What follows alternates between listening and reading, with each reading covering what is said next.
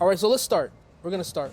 Wow. So that's dedication. This is the second edition of the, what do we call it? I think we're calling it Just Press Record. Just Press Record. Just Press Record podcast. 2. Welcome. Episode 2. Thank you for dropping in. 2 friends who happen to be Jewish, talking about whatever they want to talk about.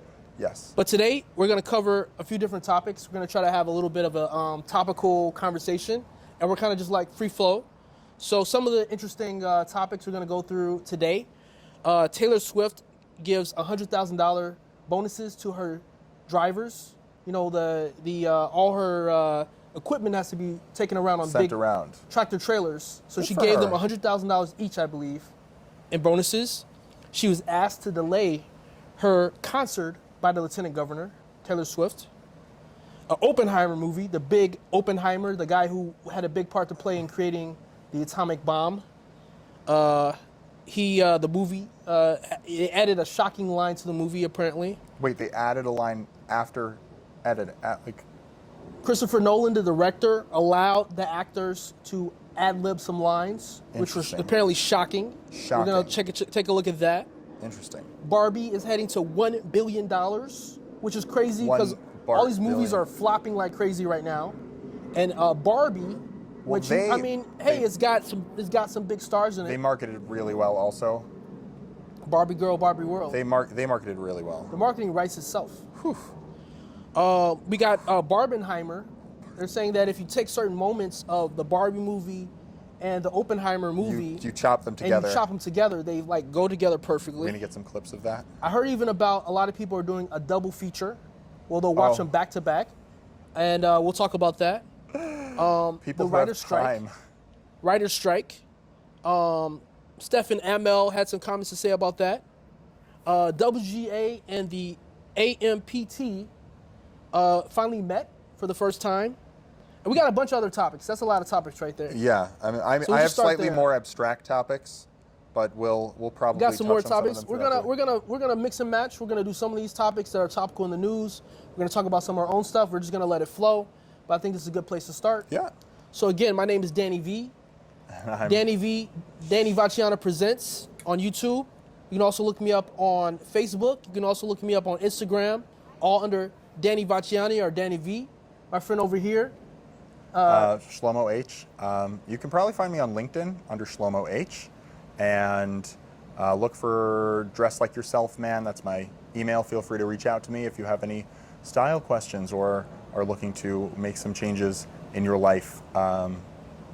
We could talk more about that if you email me. Making men feel their best. Making men, bringing out your best self. It's already there. We're gonna work on, helping you communicate it. Cool. So, cool. I love it. That's awesome. Empowering men through fashion. I know. Is that accurate? We're still figuring out the byline. The niche description is a work in progress. Marketing's hard. I think it's funny because I've been trying to do more like social media and trying to actually do it right. I spent some time on Instagram and I built a small following, but I never really was able to mobilize it or do anything with it. Met some great people, but I was never able to monetize. And now I'm trying to, yes, perfect. So now I'm trying to actually be for real and, get some real business. So we're really digging into the marketing, and a lot of the marketing advice is out there. Like it's really out there and it's very simple, but the execution is really hard. And figuring out, Amen. So very nice. As I was saying, refreshing. The marketing's really hard. Marketing's really hard, and God willing, as we build this podcast out, we're going to, probably have to incorporate some of that and figure out how to get that going. But for right now, we're just pressing play. Oh yeah. So I think marketing is about connecting with people, but the fact is that you don't really know exactly who you're connecting with. You can't talk to each individual person. Right. Because marketing by nature, it's one person or a group of people reaching out to many more multiples of people. Right. Two times, you're 3 times, building- 4 times, 1,000 times, 1,000,000 times. So you don't necessarily have the feedback. And also, people necessarily don't want to just rip you a new one and just tell you the truth. Oh, this is horrible. This is garbage. Oh no, yeah, So totally. you know, it's like it's kind of a balance. You know, you're trying to connect with people that you don't necessarily know, and you also trying to glean information that they may or may not want to share. Yeah. I mean, it's interesting because it's funny. It's one of those things where like you get all these great comments, and then sometimes you're in this position where you're like leaving a comment that you don't feel super great about, and then you're like, oh, I wonder how many people are doing this to me.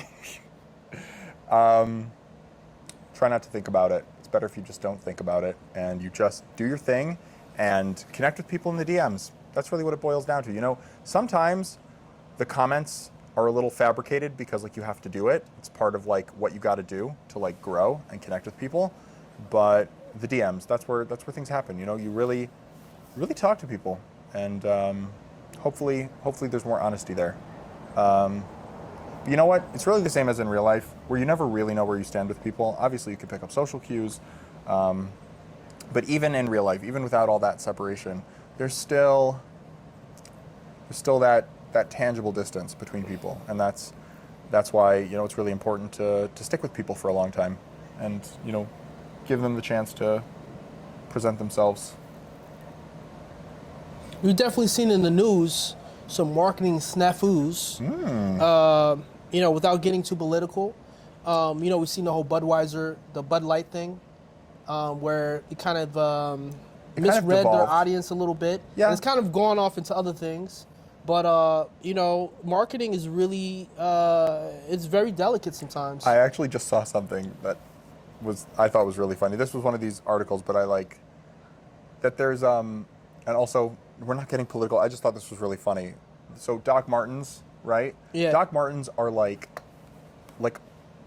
they're like the quintessential alternative shoe, right? Like they're like most people who wear Docs, it's like an alternative. You're artsy. You're you know, it's like a neutral goth shoe. It's a neutral, like there's all these different alternative identities that will all enjoy Doc Martens. You know, whether it's, you know, the LGBT community or the, you know, the artist community or you know, goths and punks and emo and all these kind of subcultures are very Doc Marten, but apparently there's like an anti-woke conservative backlash against Doc Martens for featuring someone I don't even know who the trans celebrity is, but putting them on the shoe. And not to get into the politics of it all, but I just thought it was really funny that there's this backlash. It's like, on a certain level, you understand, like, if beer is being marketed to like a certain demographic, that demographic kind of makes sense that they'd have more qualms around that, you know, the topic of LGBT representation and whatnot. But Doc Martens, I mean, they're like notoriously not notorious, whatever. They're very pro-LGBT. They're obviously very present in that alternate countercultural, you know, anti-societal sphere, and just the idea that there's like this backlash as if there's all these conservatives walking around in Doc Martens just makes me laugh. Just makes me laugh. It's funny as someone who identifies to some degree as conservative and wears Doc Martens. It's funny because when I first think of Doc Martens, I think of skinheads. Because when I was a kid, that was a stereotype. Skinheads, flannel shirt, you know, tight jeans, and which Docs. they call them skinny jeans today, I think, and Doc Martens. That's what the skinheads wore. So when I see Doc Martens, I think skinheads right away. So now, skinheads, I've learned later as I've gotten older, are not so simple. There's skinheads who are anti-racist. There's skinheads who are racist. Skinhead does not automatically mean racist. But when I was a kid, that's what I thought. I always But there's a whole associated- complex. There's a punk and skinheads, and Because I always it all associated interacts together. skinheads with like neo-Nazism. Mm-hmm. So like they're not related. It just happens to be like a portion of skinheads are neo-Nazis. There are many. The most well-known skinheads, like Are it's seen in like American History X, Are other Nazis. movies, is what's known as Nazis. But the movement did not start that way. And from what I understand, even today, the movement that still It's like- survives is not based around racism at all. In fact, it came out of Britain. It came out of working class Britain. That makes sense. And a lot of those people were friends with or were people from the West Indies, like myself, my dad being Jamaican, I'm half Jamaican. They were people who were Yardies, you know, they're from Jamaica or whatever, so they're black. Right. Or a lot of them are black. So it's a complex interplay of different groups. But yeah, that's what funny. That's it funny became that's that way. your That skinheads- association. Yeah, I mean, I think that's what artsy. I go about. straight to like goth or artsy. I mean, we're talking about 20 years ago or 30 years ago. I mean, it's funny because I was born in the 90s. Like, the 90s were all about Doc Martens. Like, everyone was wearing Doc Martens. Like, that's what the teens, like, that was the cool shoe. It's like, now the 90s are very back. Not that, you know, the 70s, the 80s, the 90s, the 2000s are very on trend right now. They're very, all of those styles have, returned. So, of course, 90s styles like Doc Martens are very hot right now. But, I don't know, I always associate it with, like, artsy and goth and alternative, which is funny because I wear Doc Martens and I didn't think much about them. I was just like, okay, they're a cool shoe, like they're chunky and they're fun. And then I feel like I'm very alternative. I like to wear interesting stuff, and I didn't think that they were such a like crazy shoe. But then I'm like, apparently I am like alternative coded. So sometimes people will see me in my Docs and they're like, okay, that's like, yeah, Fits you. it fits me. But it's funny because to me, they're not an extreme shoe. I'm into much more extreme footwear than Doc Martens. I mean, they're just boots. They're And chunky, yeah. today, most people don't wear boots because it's a working class thing. I mean, Mine are lace-ups, but they... you got with- Timberlands. yeah. You got Timberlands. Oh, you said lace up? They're lace up. Mine are Doc just Martens? plain. Mine are just the shoe. They're not the full boot. Okay. But when a pant is covering them, they do look like a boot. They have the structure of a boot, even though they're not going high. They're not going up the ankle. Mm-hmm. They're just... But that's like I think that's the Doc Marten I see a lot. And then the other one is the one that's really hot right now is the Adrian penny loafer. People are very into those. That kind of chunky penny loafer look. Okay. Super fun. I mean, that reminds me of like, trying to think of what time period that, maybe like 50s. That's not 50s. 50s. I always just think I think of that 50s like is the height of the that penny chunky loafer. penny loafer with like the white sock. You talking about with the sole creepers, like a thick sole? Yeah, creepers. Yeah, with sole the white- creepers. You're talking about that's like youth. the rockabilly look. The rockabilly. Exactly. What do you call it? So that's what I just. That's that 50s, Yeah. 50s, 60s type. I think it's really more 50s. The soul creepers. Well, that 50s Soul creepers rockabilly came look from is the also military. interesting. Yeah, soul creepers. They wore really thick soles. They'd get their shoes made with really thick soles because it would make the shoe last longer. Interesting. Because they couldn't have a lot of shoes in the military. I think this was from World War II. Interesting. That's Well, that's where it footwear. first became popular. A And lot then of- when those guys came back after the war, I think the war ended in 49. They When kind did of World kept War the II style. End? World War into 40, 49, 48? 39. No, World War II. It was from 45 to I think 48, 49, something like 49. I think it's 49. I'm But not good. anyway, History is not my top. Is they not my subject. brought back the Soul Creeper, and it became popular. That's when a lot of those movements started. The Right. rockabilly started in the 50s. Rock and roll got big in the 50s. The whole biker gangs started in really? the 50s. Scooter gangs started in the 50s. Scooter kids. I always A lot of think stuff of started in the 50s. it's funny because I guess would you say like did the biker gang aesthetic like influence the greaser aesthetic? I think those are the same people. Interesting. The bikers, they That call makes them sense. greasers. I should do a little more research into that. I mean, I should. Yeah, they wore the rolled up jeans. Yeah, rolled just up jeans, and, white t-shirt, and a leather jacket. The tight t-shirt with the cigarette. Yes. And the Grease, the movie Grease. Yeah. John Travolta in Grease. That look.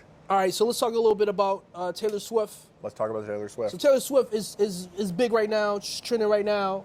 A lot of searches on Twitter. Apparently, she just finished a huge tour called the Eras Tour. Arrows, yeah. And she thanked her crew members, which is something, you think about it. There's a whole thing in society where middle class is kind of dying out. More and more, it's like either the rich and the poor. Either you're rich and you're doing great, or you're poor and you're trying to look rich. You're Income trying to look inequality. like The gap is widening it's widening for a lot of reasons. High gas prices. for a lot of people. Right. Gas prices don't help. A lot of different things. A lot of things are going on. But Taylor Swift. She's obviously one of the most successful musicians Yeah, one of the most in successful. the world. I don't know what Maybe, you call her. I would Pop say artist. ever. I don't know But if she's probably up there as one of the top. I'm sure she's top 20. She's big. She's going to be in the books 20 years from now, when you're reading, like, she's going to be in the history books. I mean, And she's got staying power. She's been popular as long as I can remember. yeah. You know, since she's been high popular school, 15 so that years, was 20 years. At least. Something like that. Yeah. So, anyway, she's doing well for herself. And she decided to spend her personal money. She gave each trucker a check in the amount of $100,000. Now, when you give somebody $100,000, a lot of people don't know this. Uncle Sam takes half of it right away. Half. Half. Ugh. If I give you $100,000 right now, I don't have $100,000. But if I gave you $100,000, Uncle Sam, that's what a lot of people don't talk about. Over a certain amount, the gift tax is 50%. I believe. Oof. You could fact check me on that YouTube. But if someone gives you $100,000, Uncle Sam's taking $50K right off the top. Okay, I'm an anarchist now. So of that, okay, so truckers, so really it's probably 50,000, but still that could be, for a trucker, it's probably three quarters of I their. hope they invest. Maybe they could even buy their. Well, no, I It's don't know. probably like A truck 3/4 truck of is more than 50K. their yearly salary. It's probably that's a half lot. to 3/4 of their yearly salary. Invest it. That's pretty cool. I think that's a great idea because you always hear about CEOs giving big bonuses. They get big bonuses. A lot of times they get stock options and this and that. Right. Why don't working class people? Why can't they get bonus? Why don't we get a bonus? Let's get a. I see myself as a working class guy because I've been a working class You're guy. your all own my life. boss. Who you getting a bonus from? Well, you know what? I wouldn't say I'm my own boss. I would say I'm a working class guy who I'm able to lease myself out. I'm a contractor, just like an Uber driver, like a GoPuff driver. I'm a contractor, but it also means you got to pay your own taxes. But it means that you can stop. It Right. means you have a freedom to I don't want to work right now, and you can do that. Right. If you can take you on work- as many or as few jobs. If you have a boss, Right. if you don't go to work, you're gonna get fired. Also, when you have a boss, the 8 hours that you're at work, you're working, or you're sitting there for 8 hours doing nothing. Meaning you're there, you're doing it, you're there. For you, it's like if you work for yourself, if you don't have work, you just don't work. You can just do whatever you want. It's probably more efficient. You don't have to you don't have to sit in an office for hours that you're not actually. No, doing because when you work for yourself, if you don't have work, you can go do something else. Right. But there's a lot of unpaid work anything. Right. when you have a business. There's the promotion, there's the research, there's stocking, supplies. Right. There's all these other things that you're not going to get paid for. Well, I mean, part of your fee is supposed to include a lot of that. Like I think when they were always, as far as intellectual services, they always say you're not paying for my hour, you're paying for the hundreds of hours it took me to get to the point where you want to pay for my hour. Right? But you can only charge what the going rate is. Right. So you're right. In theory, it should be incorporated with. It should be incorporated with I mean, you're right. But you're in limited reality, to that's not the case. Is there a lot of magnet stuff on is this? just don't press any buttons. I will turn off, but How did you it's just still on. How do you just do the So magnet? on the back it has a little magnet. So it's like brushing into my beard. So there's a little magnet on the back of the clip, and you can take that magnet off. This square? Yeah, and you can I'm stick it. worried I'm gonna break it. Come on. Let's do it later. Let's just leave it. Let's just leave it right now, and we'll do that. That's off-screen prep. Crap! I messed it up. Just leave it. Listen. Listen. It's good. It's good. We went through this last week. Just leave your mic alone, okay? I'm leaving my mic alone. If you got questions, we'll do it before. I know. we shoot. I'm gonna next Let's move week. on. Remind me in the Anyway, comments. let's move Leave on. in the comments. Say Stop. Shlomo. Stop. Let's move on. So anyway, it says they normally get $5,000, $10,000, and but yeah, I mean that's pretty cool. I wish someone would give me $100,000 as a bonus. I mean, it's like one of those you would cry a little bit for the $50,000 that would be going to the government, but yeah. You can't do anything about that. Can't do anything You got to about pay that. your taxes, right? But what do you think? Have you ever got a big bonus? Have I ever gotten a big bonus? So, I used to do sales. I still do sales. I should clarify. I used to, but I used to too. So when I used to sell, I had a salary plus commission, and my commissions were very big, but the amount of sales were very small. So that was the biggest bonus I ever got. I think technically, that was 50. No, it was. I don't remember how much it was. There was But a you got tier a system. good- I think it was good decent 25. bonus. I think it was 25,000 or Talking something. about thousands of dollars here. You know, it was a lot of work for that. What was it like? So what was it $25,000. like? What did you think about the bonus, the whole bonus thing? Was it like annoying? Would you rather just got paid salary? You know what? Okay, what do you think? so I've done both, and I think that every person needs to be honest with themselves about how they work best, and different people are motivated by different structures. So, for me, I need some sort of stability just because I have a family, and so the salary is like pretty much a must. But I like a salary plus commission structure. So, because otherwise it's like if you're just on salary, let's be real. If you're on salary, unless you like love working, are you really giving it your all? Because at the end of the day, if you give it your all or you give it your half, you're getting paid the same. Now, obviously you need to be above a certain threshold. You don't want to get fired. And obviously your integrity is on the line, so you should be doing a good job. But my point is that I think it's easier to burn out when there isn't an additional structure. So for me, I like to have a double structure. I like to have enough that I can sleep at night and then make more on top of that based on my performance. I like having a little bit of both. I think it's a good motivation to get things done. Now, I'm also very motivated by helping people. I think in the past, I've had times when I had a salary and no commission structure, and the people I was working with were unpleasant, and that not feeling this like attention to help them was not motivating. I heard that. Whereas my later other sales jobs where I was actually really helping people save a lot of money, really nice, positive, kind people, not always, but most of the time, and being able to help and assist people in making a big life decision and saving money on that big life decision, I think for me that was very rewarding. So it's a bit of both. Also, I don't know if it's for sure just me. I doubt it's not for sure just me. I'm sure lots of people have this. How connected to money do you feel? What do you mean? Because for me, I'm so mentally disconnected from my money. Like, I go to work, I know that I'm going to work to make money, right? I know that I'm going to work to make money, obviously. When I'm at work, I'm not like connected to the money. I'm not like, ooh, this is gonna make me the money and I'm all excited. Ooh, I got this and now I'm gonna be this and now I'm whatever. The money is like in the bank, in a different world, totally disconnected from me. And it's like so little of the money I get to actually spend, a lot of it goes to my expenses. So it's almost like there's like this mental disconnection from the money. It's like there's like this wall between me and my mental connection to the money. Okay. So it's like when I'm working, it's not like I'm not like working for the money. I almost need other, like what I said, like helping people, that's a big factor for me.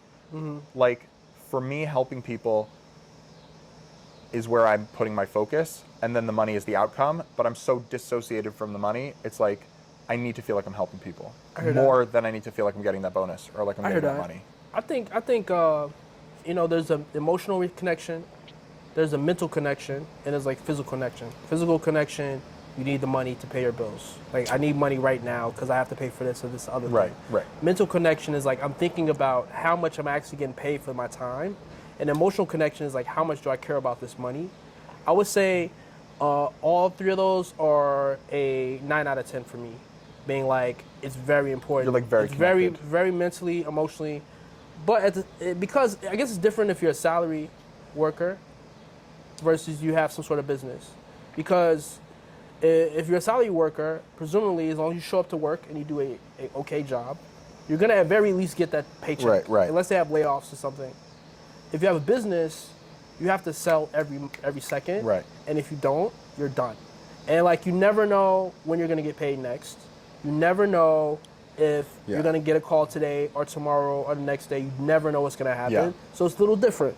But it's not stressful. It's kind of fun and it's exciting as long as you're making money. If you're not making money, then it's because you're scared you're gonna have to go out and get a real job. But also you're more connected to it. It's also like not only don't you have money in this moment, but on a certain level it's like, how am I failing that I don't have money?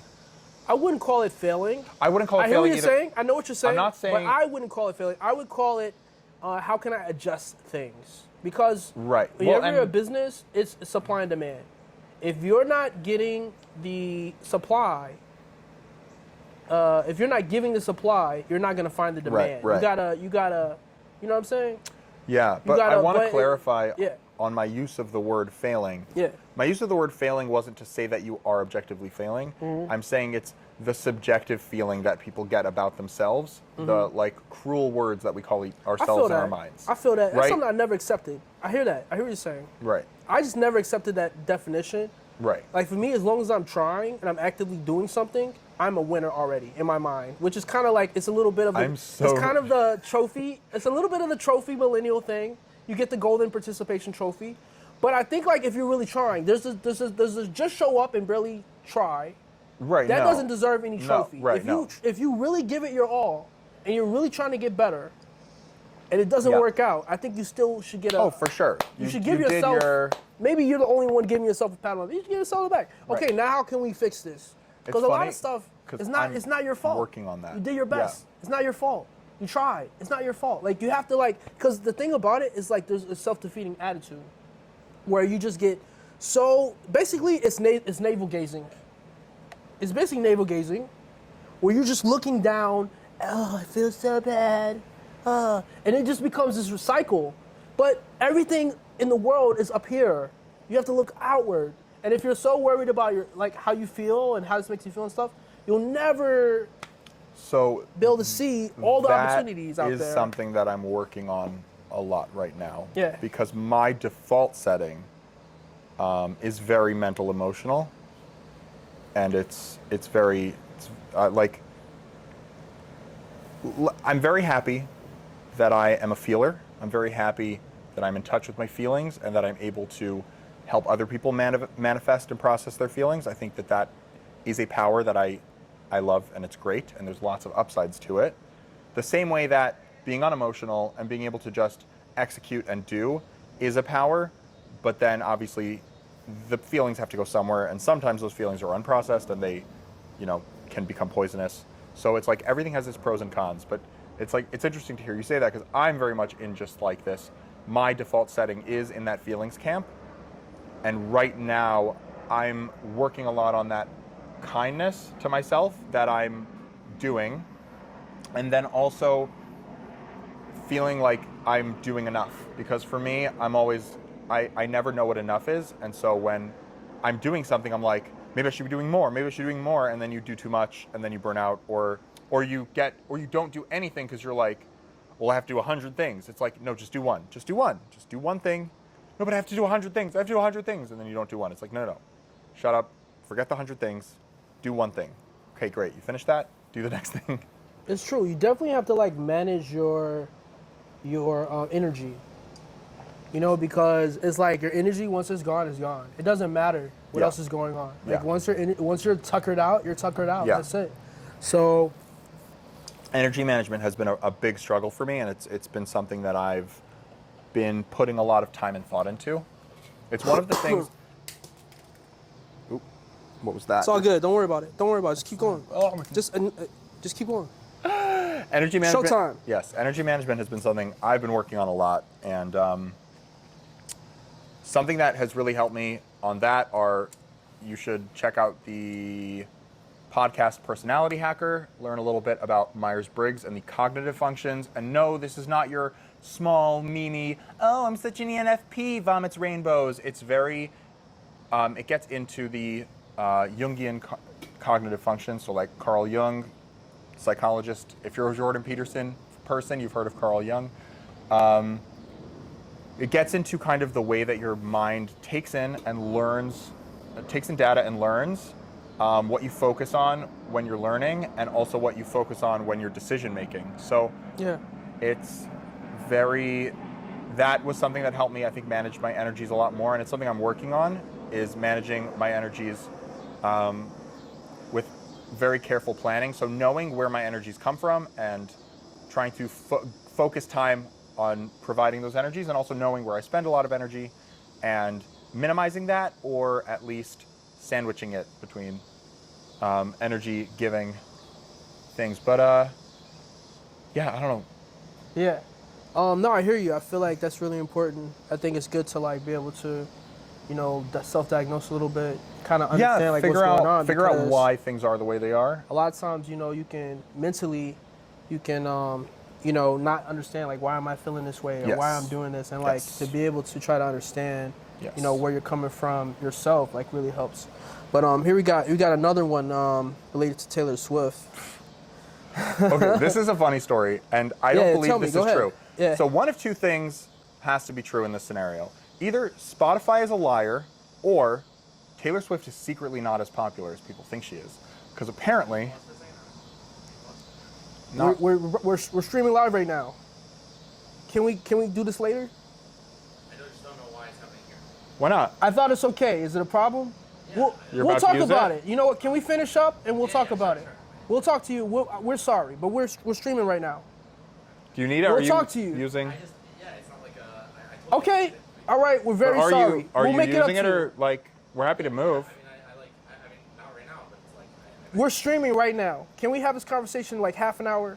We'll make it. Whatever you need, we'll make it up to you. Can we just finish? Can we finish? What You want us to leave right now? Huh? No.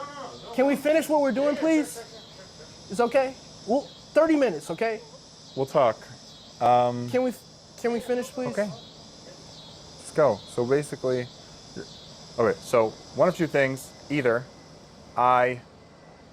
Spotify is a liar, or Taylor Swift is not as popular as they say she is, because apparently, somehow, I'm in the top 13% of Taylor Swift listeners, and I don't listen to that much Taylor Swift. I did listen to her new album, and actually go back through some of her recent albums. I was just kind of trying to reconnect to some of the music I had known, and maybe listen to some of the albums that I hadn't really listened to much. But if I'm in the top 13%, like that's wild. There's no way that I'm like, Swifties are vicious, and there's no way that I'm listening to more Taylor Swift than they are. So, so I don't know. Maybe people don't listen to Taylor Swift on Spotify that much. Maybe there's some other platform they listen to her on. But apparently, I'm in the top 13% of Taylor Swift listeners. So, well, hey, do with that what you will. There you go. You know, like definitely, that's great. Good for you, man. Do with that what you will. That's good for you, bro. I'm glad to, I mean, you like what you like, so. I just listen to a lot of different music. And at that point, it was just a certain point where I was just like, I'm going to listen to a bunch of these albums. Like, I wanted to do a lot of album listening, and that music was just right for that time. And now it isn't. Now I'm on to something else. So, like, for me, sometimes there's, like, a certain genre of music that's just right for the time, and then we're on to something else. So, I don't know. I definitely have my music that I've kept longer, that I'm, like, in my head, it's like, I listen to this music or I like this music, and I've liked it for a lot longer. But, yeah, I don't know. That was just funny. I can't say that I've listened to that many Taylor Swift songs. Really? Yeah, I mean, I'm not like a huge pop person, but like I totally respect like each their own. What's the genre? What's the Johnny genre? I like all kind of music. I'm just not a big pop music person. I hear. It's just not my thing, but I respect each person, what they like. You're like trying to like... I'm not trying to like any, I'm being honest with you. I would say this the same thing if it was here, if it was there, if I was in Africa, if I was in China, if I was in Japan, talking to my mom, talking to my sister, talking to a stranger. I don't want to knock anybody's music because music is totally 100% subjective. It's 100%. Sure. I've heard some weird music in my life. Some music. And it's 100% personal to that person. And like sometimes you're just not in the mood. Like some music can be the best music, it's beautiful music, but you're not in the mood for it. But I like more what do you older styles of music. I like more like 70s music, 80s music. I like more, I don't know if you ever heard of vaporwave. It's kind of music where they make new music with a retro feel to it. Right. But each their own, man. Everybody likes different things, What? Oh, I just had a question, and I'm gonna reconnect with it. Just give me a moment. It was about music, and it was about. Oh man, that's rough. Okay. Either way, forgot what I was going to talk about. But you were on topic to talk about something, Taylor Swift news, and I think it was about the concert being postponed. Yeah, supposedly they wanted to postpone her concert. The lieutenant governor of California wanted to postpone her concert, I believe, due to logistical issues. I believe they couldn't handle the amount of traffic that would come in for her concert. And when you see her concerts, they're massive. No, yeah, for sure. I mean, they are massive. So I just think they couldn't handle the Well. traffic. There's a lot of things California can't handle. So, Okay. not the people. The people are lovely. Don't come after us, Californians. So I don't But really know. I think you know what we're saying. I don't really know like what. Donnie's what, not on board with what I'm saying. This is me. So, This is me. So, Danny Danny. is not on board with what Yeah. I'm saying about California. He's not. This is me. Come after me. Come after me in the comments. Leave a bunch of hateful comments. Blow up our video, and we will love you forever. Oh, okay. So I was totally wrong. So I Oh. just looked this up. Up. So the guy's name is Eleni Koulnalakis. He's probably. I think those are Greek. Maybe. I'm so sorry. I'm butchering his name. Cool. But Loch Ness. Koulnalakis. So I believe that's a Greek name. Okay. So he says he wants her to postpone the concerts in solidarity with striking hotel workers. Yeah, I did not expect that. I think. Okay. Translation. Political translation. He says, I want you to postpone it in solidarity with hotel workers. What he really means is all of the people coming to stay for your concert will have nowhere to stay for your concert. Is it like a veiled Because threat? the hotel workers, It's like a veiled I don't know if threat? it's a veiled threat. It's probably like a covering his butt. So that it's, you know what, honestly, I would imagine that it's probably to not draw attention to the strike. He's saying do it in solidarity with the strike, but imagine if all those Taylor Swift fans came and had nowhere to stay, it would be blowing up. It would look bad. It would be blowing It would up look that bad. the state has this huge hotel strike. It would be much bigger. So it's almost bigger. It's almost shrinking it. I mean, I sometimes, I'm skeptical of political moves, and that's just where my mind is going as far as like alternatives. Now, maybe it really is in solidarity with the workers, and maybe it really is, from the heart. Politicians, they really do work from the heart most of the time, and they're lovely people, and we believe in them. But I just think that there is a possibility that the optics would be worse if there were, thousands and thousands of Taylor Swift fans tweeting about how they couldn't get a hotel because of this strike and drawing attention to whatever issue it is that the hotel workers are striking over. It's just strange to me, like, why is Lieutenant Governor weighing in on this? Like, what does that have to do with him? I a little strange? don't know enough about like. It just seems a little strange to me. Yeah, I don't think I know Like, enough about what each. why is he getting involved in strikes? Like, what does that have to do with him? It's between the hotel workers and the hotels. Why is the lieutenant governor getting involved? Well, if the hotel workers are striking, wouldn't that mean that they have to be unionized? Like, wouldn't that be a they're union unionized. issue? Yeah, they're unionized. Okay, so if they're unionized, that is a political issue, isn't it? You know what? I would guess maybe he got in with union votes, which a lot of people do. A lot of governors get voted in. I mean, we're obviously not saying anything clear. Allegedly, we don't actually know enough. For me, it's just my skeptical mind. talking. It's just my skeptical We're allowed mind to that talk. looks at alternative motivations. I like motivations. I like alternative possibilities, and that's just where my mind went. It's very possible that there's lots of altruistic reasons. He's probably with the unions. He's probably strongly with the unions, and he wants to give them. And hey, you know what?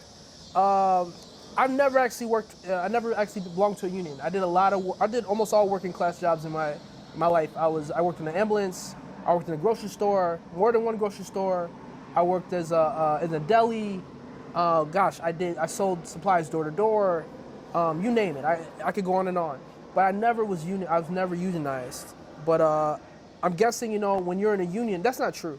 When I was in a grocery store, we were in a union. Interesting. Grocery Anyway, store speaking of workers unions and strikes, another big strike going on right now is the writers' strike that's going on in Hollywood. So these are screenwriters? Screenwriters, I believe it's the Screenwriters Guild. Okay. The Writers Guild Association, I believe it's called. Is on strike. And they're striking, which means that no new shows are being made right now. And apparently the big problem is streaming. Streaming has completely destroyed the pay model that writers have used because basically the way it worked was when a show was very popular, based on the ratings, everyone got raises. for one, there was writers' rooms. The writers' rooms last a much longer time, and the shows their broadcast shows lasted much longer than the streaming shows. The price for a spot to advertise was able to go up. So because the price for a spot to advertise was able to go up, more of that money could go to the show and the people writing it. The problem is we don't know, because the streaming networks are not required to release how popular the shows are. So like when you have a TV show, let's say King of Queens, right? Whatever show. First of all, there's reruns. So they're gonna rerun that show, and they rerun the show based on its popularity. Right. So they can see, okay, this show is going on, it's still very popular. They're still sending residuals back to the writers. Like in Chicago, all the buses have King of Queens and Seinfeld for the last 30 years. They're clearly popular. For 30 years. Clearly, they're very popular shows. It's hilarious. They're very popular shows. No, yeah. And then you have but with the streaming, they're not required to release their numbers. Right. So we don't know how much they're really making. We don't know how much. And they also push the shows they want to push, not based on popularity. So like when you look at the top 10 shows on Netflix, I mean, maybe something's changed, but I was under the impression that those are not based on what people are actually watching. Those are based on what Netflix decides and wants to be popular. So they're not pushing them to the top because people are excited to see them. They're pushing them to the top to push people to see them, even if they're not amazing. But, okay, you know what? That's very interesting, because I had assumed that it was based on popularity. Pretty sure. But I wouldn't be surprised. I wouldn't be surprised if it's based on something else. But that's the impression I was under. But regardless, that's what they're striking. They want a piece of the streaming. They want the streaming. I'm calling them networks. I think websites is the right term. The websites, they want them to disclose how much money they're making. Right. And they want them to disclose how popular each show is. Because right now they're just giving them a flat rate to each writer, and basically they're getting screwed. They're getting like a couple cents here, a couple cents there. They can't live off this money. Do you think some of these streaming services are really making that much money? I think Netflix is. I think Netflix is one of the only ones making money. You think so? I just they're making new shows every minute. Like, they're putting so much money into so many different shows, and they're all over the place. And I just can't even imagine. I don't know. Maybe it's a tax thing. Maybe they're able to write it off on their taxes as a giant loss, and so they're able to make money and get. If they're not making money, why don't they disclose it? Why don't they just say, look, we're not making any money? And tell the actors, look, we're not making any money off this. You want to get really conspiratorial? Go for it. Go for it. I don't know. I'm not a conspiracy theorist, but no, said every conspiracy theorist ever. I don't know what the Netflix money is. To me, it just doesn't make sense that they're able to make this many shows and they're charging people $15 a month. I don't know. I don't see the income versus outflow. I just don't see that being possible. But maybe I'm not an expert on anything. I don't know. If you have, you don't think the government's 100 million, involved? how many subscribers does Netflix have? I don't remember exactly, but I think it's over 100 million. If you have 100 million people, 1,500 million, which is a billion, whatever. No, yeah, 15. I mean, if you have 100 million people, each paying $15 a month every month, whether they watch or not. Now you got some of the channels. The problem they're having is that people subscribe for the show they want to watch. They watch it and then they cancel. Right. But if you're having people who are just stay subscribed, that's quietly a lot of money every month. Yeah. That's a lot of money. I don't know. Right. I think that's gyms. a lot of money. I guess if gym, I don't know, but gyms only have to buy equipment once. They have to it has to be cheap enough that people are not going to cancel. People are going to pay whether they watch it or not. They have so many high budget shows. I mean, I don't know. Maybe they're. A lot of these shows are not exclusive too. A lot of times they're old shows like Hulu. Sometimes, but there's so many Netflix shows. For one, Netflix. A lot of times they would show on Netflix. You'd get them a season late, so they're already aired, and now you can watch them. Basically reruns. Right. And then a lot of the Netflix original shows, Netflix didn't actually make. There's this one show I really liked. I can't remember the name right now. I'm drawing a blank, but it's a show about this robot lady. It's a robot lady. It sounds weird, but it's a robot lady. It's this perfect woman who this man is his wife dies or he gets divorced, and he I think he paid for this robot lady. She's like a companion, but she's like way more than just a robot. She's like Right. smart and capable and funny, interesting, Right. and like this whole crazy story around them. It's a Russian show, Interesting. and I can't remember the name right now, but anyway, but they didn't make that show. It was Right. already a Russian show. They bought the rights to show it on Netflix, and there's a lot of shows like that.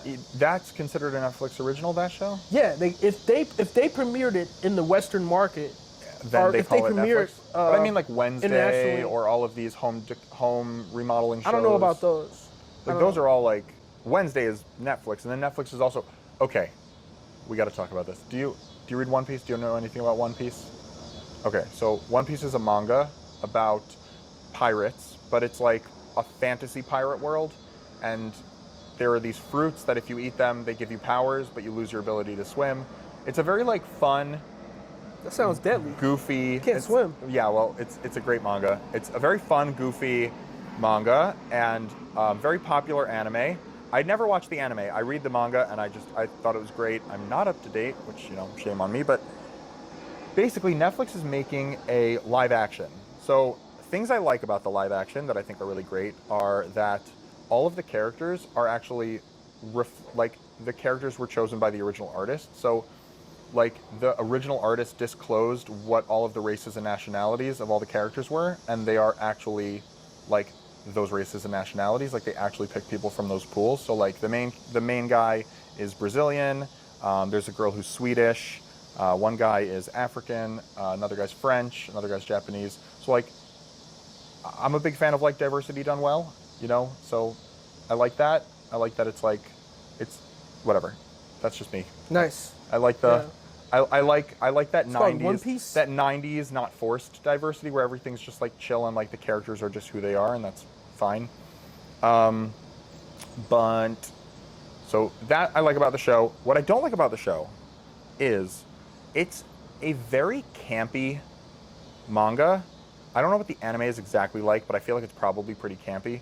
The problem is like the art style is also very like goofy and fun and campy. Now, when you're bringing people into that world, so now you're bringing real actors and actresses, right? And you're trying to like find that in between. So like with the X-Men movies, they're like, oh, well, we can't have a bunch of people running around in spandex. They're gonna look silly, right?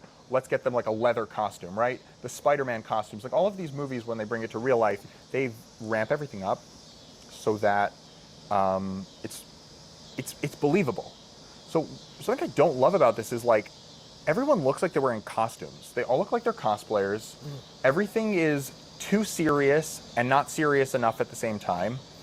And nobody can commit to like the level of goofiness. Like I don't feel like the main guy who's playing Luffy, I don't think like he's fun and but like there's this like childlike, like really like dumb but sweet, but like so determined, like determination to the character, and I don't know. I mean, I'll have to see the show, but in the previews, I haven't been really impressed with the way everyone looks and the way everyone acts. Like, I've seen some side-by-sides of the anime, and so maybe it's that, but like, making another shot-for-shot, like, I don't want another shot-for-shot. Like, have a little fun with the cinematography. Try to sell me on the costumes. Bring me into the world. Like, I felt very pulled out of it. Like, it was exciting to see it on the screen and exciting. Certain things, like the powers are done really well. I really liked the way that they animated a lot of the powers. Yeah. But everything else is too, like, bright and sunny, and that was, like, a bit weird for me. I mean, maybe I'm just, like, a little too used to, like, these gritty shows, but it was, like, too bright and sunny, but, like, also taking itself too seriously. It's, like, goof off, like let it loose. Like if it's gonna be loose, make it really loose, and if it's gonna be tight, make it like really tight. But just like, I don't know. That's just me. It's hard. It's really hard to adapt. One of my favorite shows. I used to watch a lot of anime before it was cool. Yeah. We're talking about Cowboy Bebop. Okay. Oh, they made a movie. The ones I started. Yeah. The ones I started with, like Vampire Hunter D, Kira, things like this, Fits of the North Star, and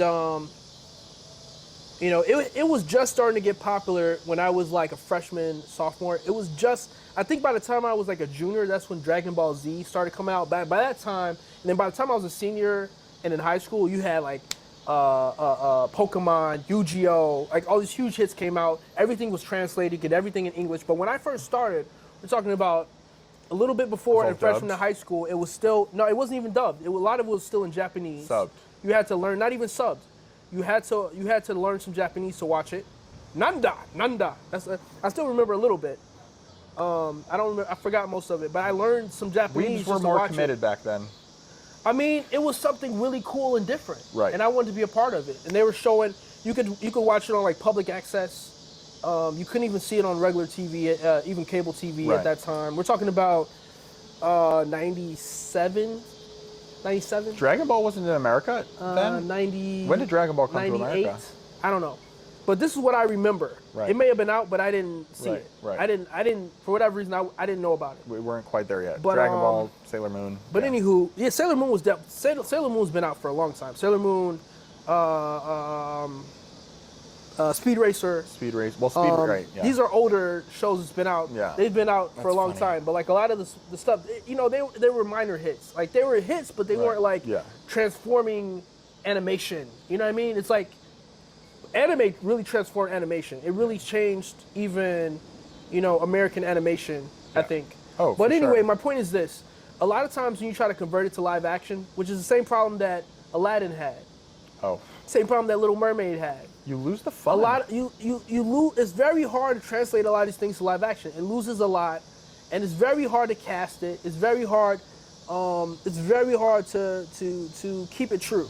So Yeah. anyway, Cowboy Bebop was a show I used to watch. This was a fun little show. I think they were short episodes. I believe they were like 30-minute episodes, which a lot of anime is long. It's an hour.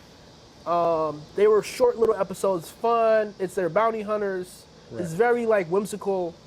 And then they try to make a live action show. I didn't even watch it. I didn't even Yeah, I try heard to it watch was- it. I mean- I heard it was trash. And I feel bad because some of the actors and actresses, I actually like them. I saw some of the cast. Right. But it's very hard to translate that stuff to Yeah. live action. Especially the cultural switch, because it's like sometimes it's an American show taking an anime, and they're just like, how can we make this more American? And it's like, yeah, but the audience that's going to watch that, they're very happy with like the Japanese culture Yeah. and like what made the show special. For sure. That was I didn't read the article, so I'm not gonna like. But there was an article about in One Piece, one of the characters, Sanji, he is like that stereotype of like the guy who sees a girl and is just like head over heels. It's like a very common anime stereotype. It's like Brock in Pokemon, right? Brock in Pokemon is falling in love with every woman he meets. Yeah. It's a silly stereotype, and they're like, oh well, for modern audiences, like how are we gonna make this for Oh, modern no. audiences? Right? It's like, oh, how are we going to translate this over? How are we going to whatever? How terrible that there's a man who likes women and is and he's not like They should just make it like an alternate universe. Or even in something. the show he's not even like You know even what I in the manga he's not like harassing them. He's kind of like flirting, but or he's make it in the past. Make it like it's supposed to be set in. set in like this alternate fantasy world where the world is pirates That's and what I'm there's saying. weird Like monsters. I'm saying, like instead of like remaking these shows to fit modern authors, just make it either a different No, world but they or can't- make it a different time. But Danny, they can't handle it. They can't handle it.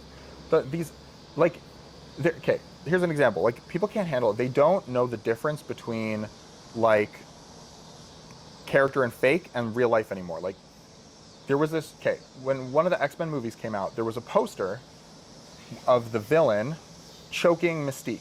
He's like holding her by the throat. And people are like, this is promoting domestic violence violence against or women. something, yeah. And it's like, no, this is a villain who is the bad guy doing a bad thing. A bad thing. How would you like me to express that a bad guy is a bad guy if they don't do anything terrible, right? And so I think like this is one of those same things where it's like, just in reality, obviously, guys are not just like cartoonishly like nose bleeding and getting giant hard eyes when they see women they're attracted to. Like, but that's what's like fun about animation is that you're taking these feelings that are inside people and you're expressing them in this over-the-top way.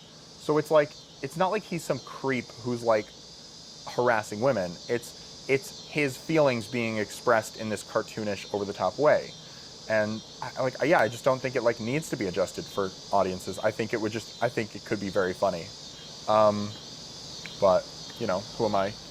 Yeah, I mean, I Who hear am I you. to say? I think it's really a challenge that like the people who make the entertainment today have kind of become these like moralizers.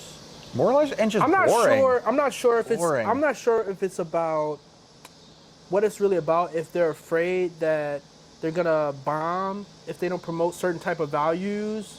I'm not really sure. But like originally, Hollywood was about breaking boundaries. You know, back in Right. back when the Catholic that Catholic group, I forget, it was like a Catholic group that would censor all the movies, see all the movies ahead of time, and say whether it could be shown or not. Right. Or they give it. This was before ratings. Right, I think it was right. before you even had the ratings. And they would basically Hollywood would boycott. push, right. They would boycott a certain movie if it didn't fit their standards, and the movie would bomb. Like there was enough Catholics and enough Right, strength right. behind it that the movie would bomb without And so they these were Catholics. worried about But like that. over time, like they kept pushing the boundaries. That's where they had the bubble baths. That's where bubble baths came from. Where So they'd that they could have people they in the could have bath a bath scene without with it a bubble being- bath. They did a lot of things like that. Or like, I mean, it was a big deal that like Scarlett O'Hara like swears in that movie, or like there's certain movies where like there's like one swear in the whole movie, and it's like a huge deal historically because it was not allowed, or like Oh, yeah, or yeah, like yeah. allowing Or certain even couples, like that, couples frankly, being I don't in give bed. a damn. Like that line Frankly, was my a huge darling. deal Right, back exactly. then. So that's- like, that's the- But the thing about it that's is like the win. that's what Hollywood did. They pushed the boundaries, which I can understand. There's a limit, but that's why we have ratings. That's why we have This artists is to this push the is an boundaries. NC-17 movie. This is an Right. R-rated movie. This is PG-13. This is PG. This is G. Right. So each person supposedly You're can supposed to- expose young persons only to what they should be exposed to. But now you have the opposite, where like self-censorship is going on, especially for in Right. China. To show movies in China, Well- there's self-censorship, and then there's even in a G movie where they're showing things like adult kisses, and not just adult kisses, but like all kinds of adult Right. kisses. Let's put it like that. I respect everybody in their choice and their orientation, but like, why do we need to expose children to like intimate kisses Right. between all different types of people? Yeah. Why? Right. No, I yeah. personally think a G movie should be like something I could show any kid to, and I don't have to answer any questions. Right, I don't right. have to, mommy, daddy, why is this? I don't want to answer any questions. So I'm saying to me that's what a G movie's for. Yeah. That's why parent guidance. light Parent and guidance fun. means Light and fun, and not kids will need guidance for this movie. G means there won't be any need for any guidance because there's nothing in it that will possibly be objectionable. I don't Speaking- anyway. Speaking of G movies, Yeah. something that really bothers me, Yeah. and it was kind of fun for a while. It was fun for a while. It was fun to have Maleficent and have these trying to understand the villains, and like I enjoy that as an adult. Yeah. But that is a very adult concept. I think like this idea that every new movie that comes out has to be more nuanced. The villains have to have a backstory, and everything, nothing can be simple. The prince and the princess can't fall in love in a stupid way. Now they need to have a complex love story that makes sense. Uh-huh. And it's like, this is a movie for children. Have you met a child? Do you understand how like their brain can make these connections, but if you overcomplicate it, then they have questions. So it's like, love has to be simple for them, and villainy has to be obvious for them. Like, yeah, there's a reason why Disney villains are cartoonishly evil. There's a reason why Jafar is cartoonishly evil. There's a reason why, like, all the villains, they're cartoonishly evil to make it very obvious to children that they're very evil. And then, like, you have people talk about the, like, hero, villain, the drama triangle. So it's like hero, villain, victim, hero, villain, right? And they're like, oh, that's not a good model anymore. It's not a good model anymore. You know what? Maybe it's not a good model for, like, adults. Maybe adults need a more evolved model, but it's a very good model for children, because even though life gets a lot more nuanced and gray area when you're older, when you're a child, it's very black and white. Good, evil, right? Like there's a lot of conflict of gray area, but you have to grow into that. And so, I don't know, the idea of like all of these remakes, Little Mermaid and Beauty and the Beast and all these things, I'm not saying that they all have this issue, but I feel like more and more we see that in these children's movies, like they're trying to push these more complex, even like Frozen, the plot twist, I'm not going to ruin the plot twist of Frozen, but let's just say it wasn't really a plot twist. Spoiler alert, go ahead. No, the plot twist of who the villain in Frozen is not really a plot twist because there's nothing leading up to it. Like you need to spoon feed children the plot. And so old movies used to do that. The villains were very clear, and I'm there were no assuming surprises. everybody that wanted to see Frozen already saw it. Yeah, I mean, well, the point is just that the first love interest ends up being the villain, and how are children supposed to process that? Like, why are you teaching children about deceit? It's a little bit too complex. It's like, do you want to give little kids trust issues? Is that what you want? Yeah, like, mommy and daddy I are really nice disagree. to you, but maybe mommy and daddy are the villains. Yeah, I think that's a little Your bit. friend in school is really nice to you, but maybe he's just trying to kill your sister and take over your kingdom, right? Like, it's just hear that. unnecessary. Yeah, I hear that. It's just very unnecessary. Frozen has its pros, but I think that is a big con. I think Hollywood has lost their way, man. And I think that like all this strike and everything going on is just a symptom of that.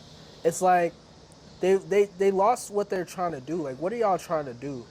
You know, are you trying to tell a good story first? Are you trying to make money first? Because right now they're doing neither. They're right, exactly. And then the fact that you have these two movies, one's Barbie and one's the Oppenheimer movie about one of the most evil. They're like smashing it. In a way, you could say it's the most evil creation that humans have ever made. The atomic bomb, the nuclear bomb, a weapon that can destroy all life on Earth, possibly. And these two movies, I've never seen it, but I believe I don't need to see it to know that it's dangerous. What Indiana Jones survived an atomic bomb in a fridge. That's all I need. How bad could they be? Get in your fridge. Get in a fridge. Get in. Eat up everything in your fridge, then get inside. Get inside, and that's how you'll survive. That's how you'll the survive the atomic atomic bomb.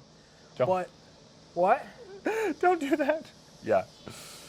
So you were saying Oppenheimer and Barbie. You'll eat all that up in the aftermath when you're surviving off your body fat. But I don't think fridges today aren't lead lined. I think They're the not idea lead- is yeah, that they're not lead the lined. idea is that the fridge is lead lined, but I don't think that would actually you would be vaporized. No, they're styrofoam line now. Yeah. Styrofoam line. So yeah, that wouldn't work too well. But no, I think Barbie is just went up to $1 billion, which is a big deal. Big deal. Because a lot of these big Hollywood block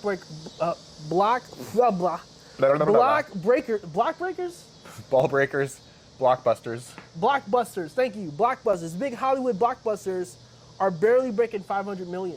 I think that Flash movie, I think it only made like 200 million or something. The Flash movie, everyone's surprised they even put it out. I don't know how they put it. They were because of Ezra Miller? They were trying to scrap it because of Ezra Miller. Yeah, all his antics.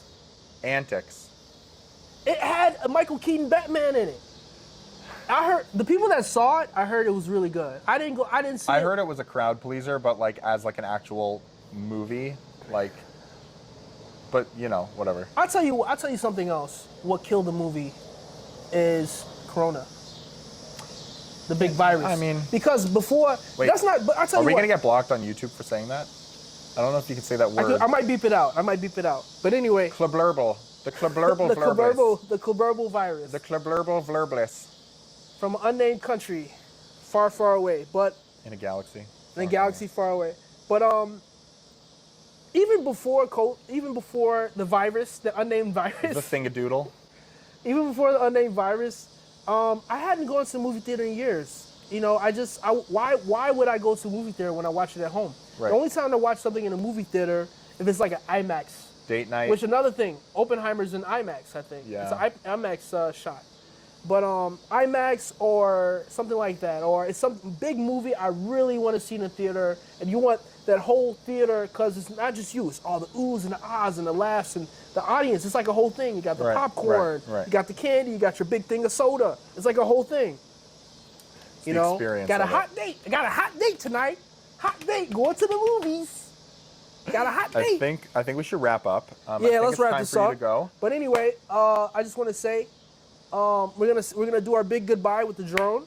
But I just want to say thank you so much for hosting us. So we might have to find a new locale.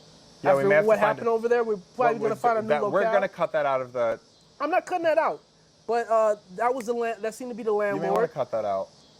I might have to. I have to cut it out. I think you should cut it out. I need to cut it out. I think you should cut it out because the whole thing is just uncut. I think that like. We'll talk about it later. I respect you setting your boundaries. We'll talk later. It was a little aggressive. I'm like, I don't know if it's. We might have to scrap this one then because. No, we're not scrapping this one. The whole thing is I'm doing uncut. I want to do uncut. No, we're gonna do. It's gonna be mostly uncut. Nah, I don't know. We'll talk about it. But the whole thing with podcast is like the radio, baby. It's like the old radio, baby. It's like the radio. It's not being censored. Well, we may have to move because We are gonna have to move. reasons. Because We that may- was ridiculous. We may have to move because reasons. That is something we can talk about off camera. We have to talk about Anyway. for reasons. Anyway, We're gonna say goodbye with the drone. And, we're gonna say goodbye with the drone. You get to watch us fiddle with the drone. So hopefully that's something But you enjoy. But let's talk about real quick. Let's talk about Post Malone. You heard this? Post Malone just paid $2 million for a Magic the Gathering card. I didn't even know he liked Magic the Gathering like that. you know what? I'm not surprised. He seems like the kind of guy. You know what? Or because Magic the Gathering is that popular. Part of it's because it's like that popular, and part of it's because I think it's I see it. I see it. I think in the old days, I think the old stereotypes of the nerd are like very outdated. And if you've ever been to like a game store, there's a lot of that, like the more of like the interesting tattoos and like interesting fashion choices. I really think that is the new demographic of people, or like the new way that the demographic of people who like quote unquote traditionally nerdy things represent themselves. I don't know. I don't have a clear opinion on it, or a clear, I don't know, like a whatever, but it doesn't excuse me. It doesn't surprise me. Okay, drone time. Let's do it. Yeah, it doesn't surprise me. Signing off. I mean, it surprises me that someone would spend $2 million on it, because like at the end of the day, Everybody's a nerd today.